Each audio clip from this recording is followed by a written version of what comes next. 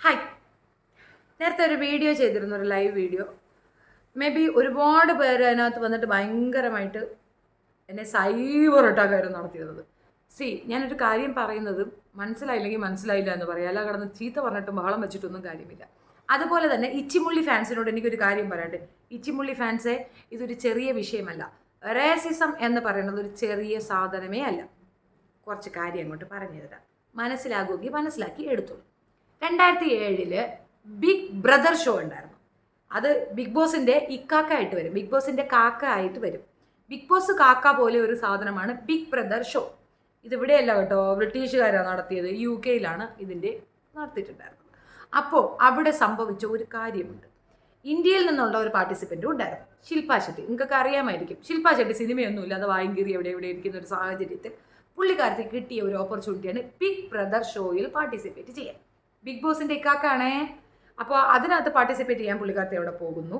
അവിടെ വെച്ച് ജൂഡി എന്നൊരു സ്ത്രീ, അതായത് ബ്രിട്ടീഷ് നാഷണാലിറ്റിയാണ് കേട്ടോ, അവരുടെ നാഷണാലിറ്റി ആയ അവരുടെ തന്നെ പ്രോഗ്രാമിൽ പങ്കെടുത്തിരുന്ന ഒരു ലേഡി, ഇന്ത്യൻ വനിതയായ നമ്മളുടെ ശില്പാ ഷെട്ടിയെ ഇതേപോലൊരു കോൾ വിളിച്ചു. ദാറ്റ് ഇന്ത്യൻ ലേഡി എന്ന്, എന്താ അവർക്ക് പേരില്ലേ? ആ ഒരു അധിക്ഷേപം, അതായത് ഒരു വംശീയ അധിക്ഷേപമാണ് അത്. വംശീയ അധിക്ഷേപം തന്നെയാണത്. ആ റേസിസത്തിനെതിരെ ഏറ്റവും കൂടുതൽ എഗൻസ്റ്റ് ആയിട്ട് നിന്നത് ആരാണെന്നറിയാമോ?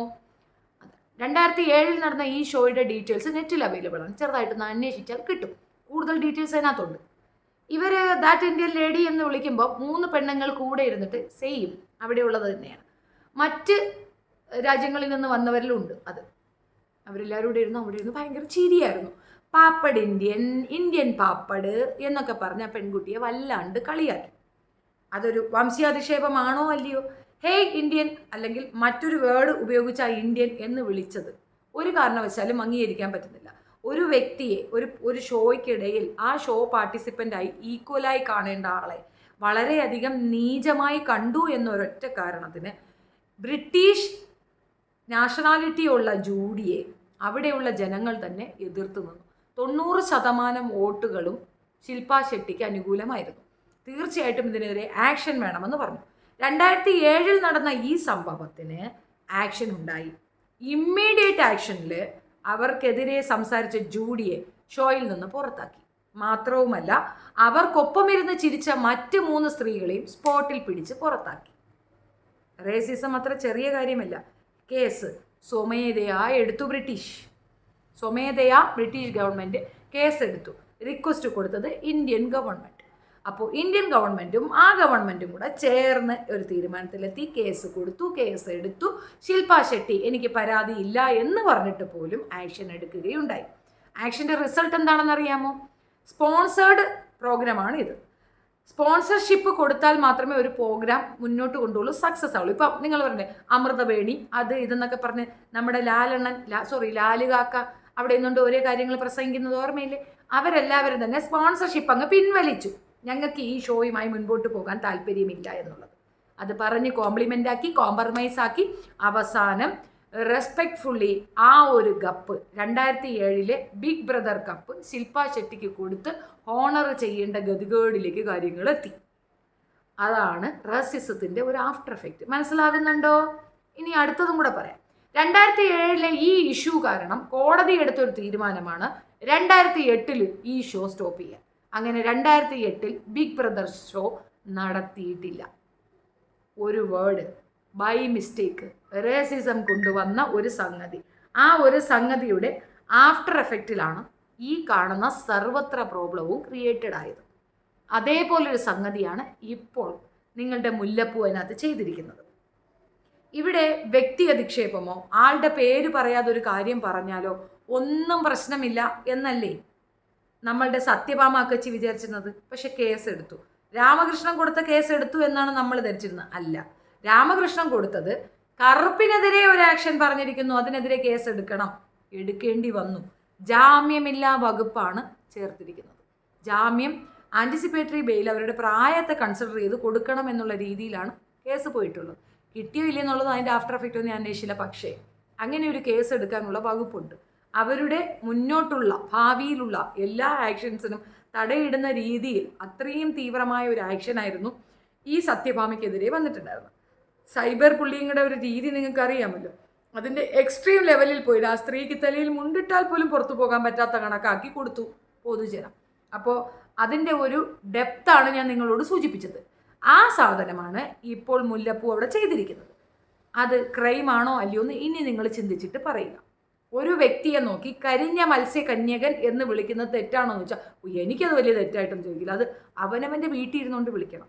അത് അവനവൻ്റെ ചാനലിലിരുന്ന് വിളിച്ചാലും പിന്നെയും നമുക്ക് പറയാം, ചാനലങ്ങ് കൂട്ടിക്കാൻ പറയാം, അങ്ങനെ എന്തെങ്കിലുമൊക്കെ പറയാം. പക്ഷേ ഒരു പൊതു ചടങ്ങ് അല്ലെങ്കിൽ ഒരു പൊതു ഇതാണ്, ഒരു മാധ്യമം തന്നെയാണത്. പ്രത്യേകിച്ച് ബിഗ് ബോസ് എന്ന് പറയുമ്പോൾ കോടിക്കണക്കിന് ആളുകൾ വ്യൂ ചെയ്യുന്ന ഒരു മീഡിയമാണ്. ആ സംഗതിയിൽ ഇരുന്നു കൊണ്ട് ഇത്ര മോശപ്പെട്ട ഒരു പ്രവൃത്തി പറയുകയും അധികാരികൾ, അതിനെ കണ്ടക്ട് ചെയ്യുന്ന ആൾക്കാർ അത് കണ്ടെത്തുകയും അതിനെപ്പറ്റി എക്സ്പ്ലനേഷൻ കൊടുത്തിട്ട് ഒരു മാപ്പ് പോലും പറയിക്കാതെ അങ്ങനെയൊന്നും പറഞ്ഞൂടാ എന്ന് പറഞ്ഞ് കുട്ടി എന്ന സ്നേഹസ്മരണ പറയാനും മാത്രമുള്ള വ്യക്തിത്വം മുക്കട്ട ജാസ്മിന് ഇല്ല. മനസ്സിലായോ? അവൾ ഒരു ഇന്ത്യൻ നാഷണൽ ആണ്, സമ്മതിച്ചു. അങ്ങനെയുള്ള ഒരുത്തി അറ്റ്ലീസ്റ്റ് ഭരണഘടനയിൽ പറഞ്ഞിരിക്കുന്ന ഈ ഒരു കാര്യം വ്യക്തികളെ ആയാലും ഒരു കൂട്ടത്തിനെ ആയാലും ജാതിയുടെയോ വർഗത്തിൻ്റെയോ വർണ്ണത്തിൻ്റെയോ ലിംഗത്തിൻ്റെയോ അടിസ്ഥാനത്തിൽ വിവേചനം പാടില്ല എന്നും അധിക്ഷേപിക്കാൻ പാടില്ല എന്നും പഠിപ്പിച്ച ഭരണഘടന മനസ്സിലാക്കാതെ പടുപോക്കറിത്തരം പറഞ്ഞതിനെയാണ് ഞാൻ ഐഡൻറ്റിഫൈ ചെയ്തത്. നിങ്ങൾക്ക് ഓരോരുത്തർക്കും പ്രതികരിക്കാം. സോ അയക്കേണ്ട ലിങ്കും അയക്കേണ്ട ഡീറ്റെയിൽസും ഞാൻ കമൻറ്റിൽ പിൻ ചെയ്ത് വയ്ക്കുന്നതായിരിക്കും. നിങ്ങൾക്ക് ഓരോരുത്തർക്കും നിങ്ങൾക്ക് മനസ്സിലായി എങ്കിൽ ഇതുമായിട്ട് മുൻപോട്ട് പോകാം. അന്ന് നടന്ന സംഭവത്തിനെ അത്രയധികം അപലപിച്ച, ഇന്ത്യക്ക് വേണ്ടി നിലകൊണ്ടത് ആ നാട്ടിലെ മനുഷ്യർ തന്നെയാണെന്ന് ഓർക്കണം.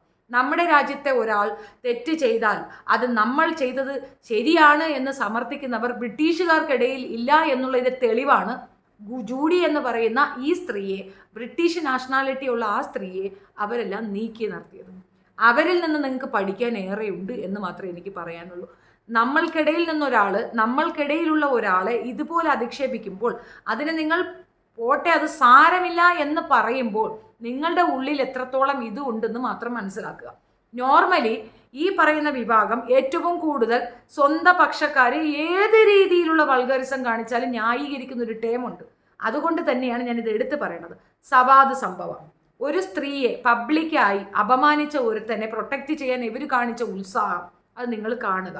തെറ്റ് അത് ആര് ചെയ്താലും തെറ്റ് എന്ന് പറയാനുള്ള ആർജവം ഉണ്ടാകുന്നിടത്താണ് ഒരു മനുഷ്യന് മനുഷ്യത്വം ഉണ്ടാകുന്നത്. മനുഷ്യത്വത്തിനെ കുറിച്ച് വാദോരാത പറഞ്ഞ ജാസ്മിനും അതിനെക്കുറിച്ച് ഭയങ്കരമായ സങ്കല്പങ്ങളും കാര്യങ്ങളും ഒക്കെ വാരി വിതറിയ ലാലിക്കാക്കും ഒന്നും ഈ ഒരു വസ്തുത മനസ്സിലാകുന്നില്ല എങ്കിൽ അതൊന്ന് റിമൈൻഡ് ചെയ്യിപ്പിക്കണമെന്ന് തോന്നിയത് കൊണ്ട് മാത്രം ഈ സബ്ജക്റ്റ് ഞാൻ പറയുന്നു. That's it. നിങ്ങൾക്ക് ഇഷ്ടപ്പെട്ടാൽ ഷെയർ, ലൈക്ക് ആൻഡ് സബ്സ്ക്രൈബ്. ഞാൻ ഈ സ്റ്റാൻഡിൽ ഉറച്ചു നിൽക്കുന്നു. ഞാൻ കൊടുത്ത കേസ് ഞാൻ പിൻവലിക്കത്തില്ല. എൻ്റെ ഒപ്പം ഒരുപാട് പേര് സപ്പോർട്ടീവായ കേസ് മുന്നോട്ട് പോയിട്ടുണ്ട്, കൊടുത്തിട്ടുണ്ട്. സ്വമേധയാ കേസെടുത്ത ഒരു കാര്യമാണ് ഞാൻ ഈ പറഞ്ഞത്. 2007 നടന്നൊരു സംഭവം. ഇതും സ്വമേധയാ കേസെടുക്കേണ്ട ഒരു അനിവാര്യ ഘട്ടം ഉണ്ടായിട്ട് പോലും ഇത്രയധികം ആളുകൾ കേസ് കൊടുത്തിട്ടും അത് നോക്കുന്നില്ല, കാണുന്നില്ല എന്നുണ്ടെങ്കിൽ ഇവിടെ ഒരു മനുഷ്യാവകാശ കമ്മീഷൻ വേണമോ വേണ്ടയോ എന്ന് ചിന്തിക്കുന്ന ഒരു സാഹചര്യത്തിലേക്കാണ് ഇന്ത്യൻ ജനതയുള്ളത് എന്ന് മാത്രം. ഇന്ത്യൻ്റെ പ്രശ്നമാണെന്ന് വെച്ചാൽ അതെ, ഇന്ത്യൻ്റെ പ്രശ്നം തന്നെയാണ്. ആ നാട്ടിൽ നടന്ന അത്രയും തീവ്രമായ ഒരുപാട് സോഷ്യൽ മീഡിയയിൽ എടുത്തു വെച്ച് അലക്കിയ ഒരു വൻ സംഭവമാണ് ഞാൻ നിങ്ങളോട് പറഞ്ഞത്. സിമിലറായ ഒരു സംഗതി ഇവിടെ നടക്കുമ്പോൾ ഇവിടുത്തത് കുഴപ്പമില്ല, അവിടുത്തത് മാത്രം ചർച്ചയ്ക്ക് മതി, അത് മാത്രം വലിയ കാര്യമാക്കിയാൽ മതി എന്ന് പറയുന്ന നിങ്ങളുടെ മാനസിക വ്യാപാരവും ആ വലിപ്പവും എനിക്കില്ല എന്നോർക്കുക. ഇത് പൊതുവെ എല്ലാവരോടുമല്ല, എനിക്ക് വന്ന് കമൻ്റ് ഇട്ട ഈ ഇസ്ലാം നാമധാരികളായ അവളുടെ സപ്പോർട്ടേഴ്സിനുള്ള മറുപടിയാണ്. മനസ്സിലാക്കിക്കൊള്ളുക. ഞാനും ഇസ്ലാം തന്നെയാണ്, തർക്കമില്ല. പക്ഷേ ഇത്തരത്തിലുള്ള വൾഗാരിറ്റിയെ ഞാൻ സപ്പോർട്ട് ചെയ്യുകയോ അവർക്ക് വേണ്ടി ഞാൻ നിലകൊള്ളുകയോ ചെയ്യില്ല. കുറ്റം, തെറ്റ് അതാര് ചെയ്താലും അതിനെ എതിർക്കുക എന്നുള്ളത് ഒരു മനുഷ്യൻ്റെ മനുഷ്യത്വവും മാനുഷികമായ ധർമ്മവുമാണ്. അത് ഇല്ലാത്തവർ അത് പറയാതിരിക്കാനുള്ള മാന്യതയെങ്കിലും കാണിക്കുക.